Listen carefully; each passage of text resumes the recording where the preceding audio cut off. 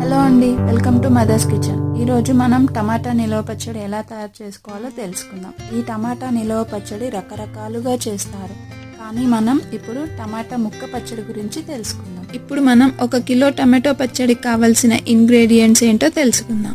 1 kg tomato, 150 grams garlic, 200 grams చింతపండు, 100 grams కారం, 200 grams ఉప్పు, మెంతి పొడి 1 టీ స్పూన్, ఆవపిండి 1 టీ స్పూన్.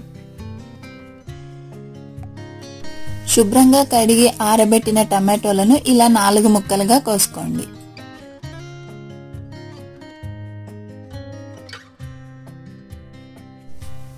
ఇలా 4 ముక్కలుగా కోసిన టమాటాలకు 3 table spoon salt, 1 table spoon పసుపు వేసి బాగా కలిపి మూత పెట్టి 1 నైట్ పక్కన ఉంచండి. మరుసటి రోజు ఉదయం నైట్ అంతా పక్కన పెట్టిన టమాటాలను బాగా కలిపి టమాటా ముక్కలను పిండి రసం తీసి టమాటాలను ఒక ప్లేట్లో వేసి పగలంతా ఎండలో పెట్టండి. తీసిన టమాటా రసంలో 200 గ్రాముల చింతపండు వేసి నానబెట్టండి.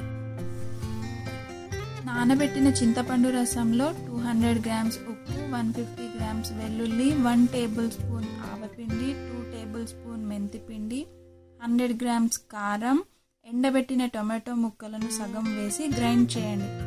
ఒకవేళ మొత్తం ముక్క పచ్చడి కావాలంటే ముక్కలను గ్రైండ్ చేయనవసరం లేదు.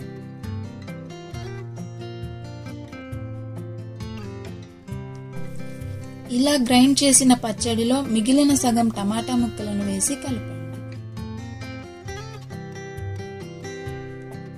ఇప్పుడు దానికి తాలింపు వేద్దాం. తాలింపు వేయడం వల్ల పచ్చడి రుచిగా గుమగుమలాడుతూ చాలా బాగుంటుంది. ఇప్పుడు తాలింపు ఎలా వేయాలో చూద్దాం.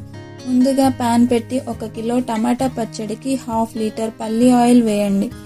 ఆయిల్ వేడెక్కాక ఆవాలు, శనగపప్పు, మినప్పప్పు, జీలకర్ర వేయండి.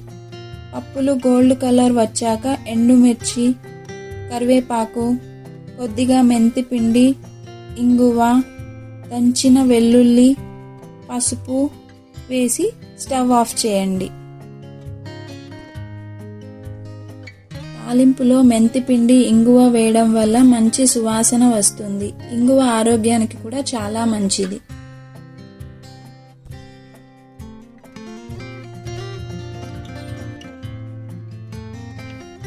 తాలింపు చల్లారాక పచ్చడిలో వేసి మిగిలిన టమాటా ముక్కలను కూడా వేసి బాగా కలపండి.